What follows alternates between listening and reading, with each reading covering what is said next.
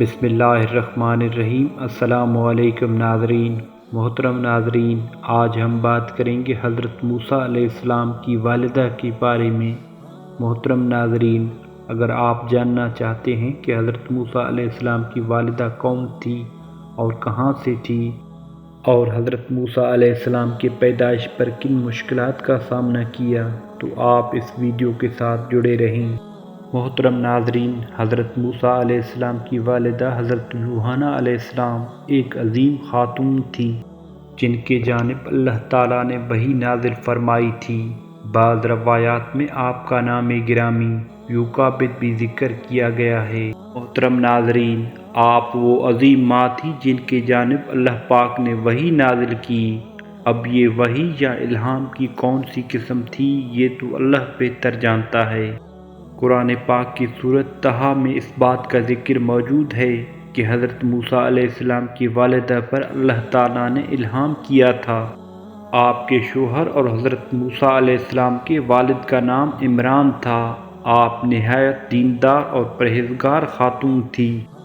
جس دور میں حضرت موسیٰ علیہ السلام کی ولادت کا وقت قریب آیا، اس وقت مصر پر فرعون کی حکومت تھی، جو کہ نہایت ظالم بادشاہ اور خدائی کا جھوٹا دعوے دار تھا۔ اس وقت خدا کے نام لیوا اس کے محکوم تھے۔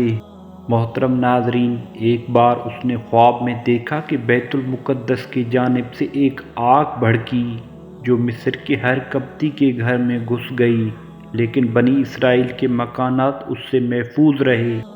یاد رہے کہ مصر کے قدیمی باشندے قبطی کہلاتے ہیں۔ اس خواب کی تعبیر یوں کی گئی کہ بنی اسرائیل میں ایک ایسا شخص پیدا ہوگا جس کے ہاتھوں فرعون کی سلطنت برباد ہوگی۔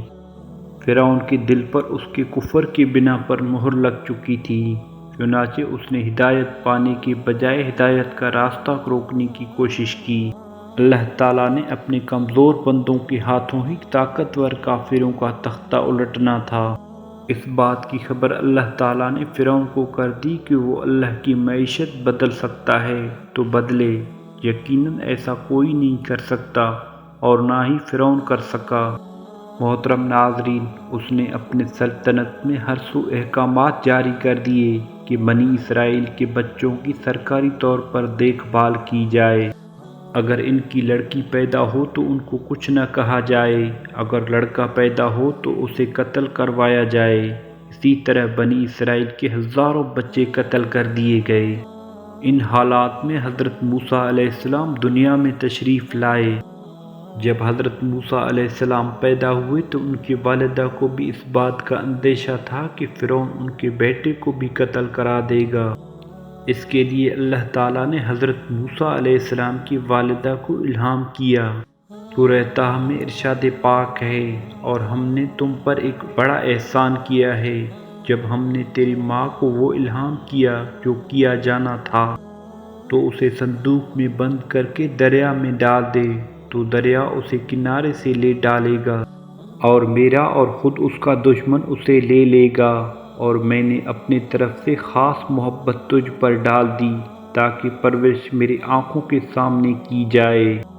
جبکہ تیری بہن چل رہی تھی اور کہہ رہی تھی اگر تم کہو تو میں بتا دوں جو اس کی نگہبانی کرے۔ اس تدبیر سے ہم نے تجھے تیری ماں کے پاس پہنچا دیا تاکہ اس کی آنکھیں ٹھنڈی رہیں۔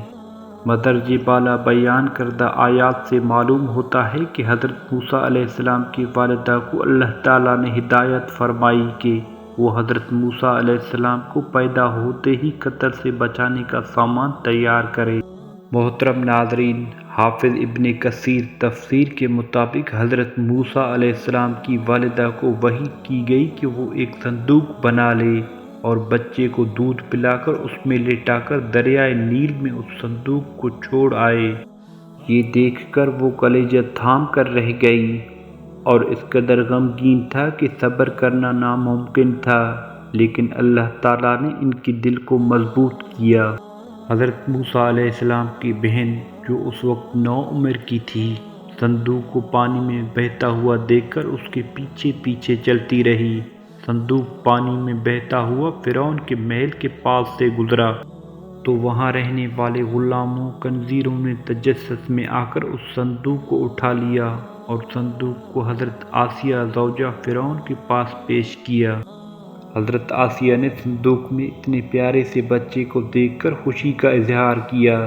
جب فرعون کو اس بات کی خبر ہوئی کہ اس کے محل میں ایک پانی میں بہتا ہوا بچہ آیا ہے تو اسے خیال آیا کہ یہ وہی بچہ نہ ہو کہ جو بعد میں میری سلطنت کو الٹا دے۔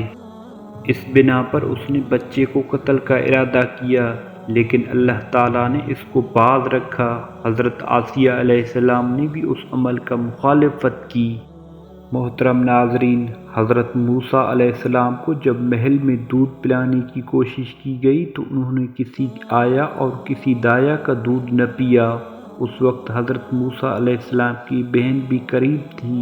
انہوں نے کہا اگر اس بچے کی پرورش کی خاطر معاوضہ دیا جائے تو اس کے لیے ایک گھرانہ موجود ہے، اور استغفار کرنے پر حضرت موسیٰ علیہ السلام کی والدہ کا پتہ بتا دیا۔ محترم ناظرین، جب بچے کو والدہ کے سپرد کیا گیا تو بچے نے فوراً ہی ان کا دودھ پینا شروع کر دیا۔ یوں ممتا کو قرار بھی آیا اور اللہ تعالیٰ نے حضرت موسیٰ علیہ السلام کی حفاظت بھی فرمائی۔ حضرت موسیٰ علیہ السلام کی والدہ کو اپنے ہی بچے کو دودھ پلانے کا فرعون کی جانب سے معاوضہ بھی ملتا رہا۔ ایک حدیث مبارکہ میں آیا ہے کہ جو شخص اپنے کام کو کرے اور نیک نیتی سے کرے تو اس کی مثال حضرت موسیٰ علیہ السلام کی والدہ کی ہے، جنہوں نے دل پر پتھر رکھ کر اپنے ہی بیٹے کو دریا کی لہروں کے سپرد کیا، اور اللہ تعالیٰ نے ان پر اپنے رحمتوں کی برسات اس طرح برسائی کہ بعد میں حضرت موسیٰ علیہ السلام کو ان کی یہیں لایا گیا اور انہوں نے حضرت موسیٰ علیہ السلام کو دودھ پلایا۔ تاریخ عالم میں ایسی کوئی اور مثال ڈھونڈنے سے بھی نہیں ملے گی۔ محترم ناظرین، اگر ویڈیو پسند آئے تو اس چینل کو ضرور سبسکرائب کریں۔ جزاک اللہ خیر۔ السلام علیکم۔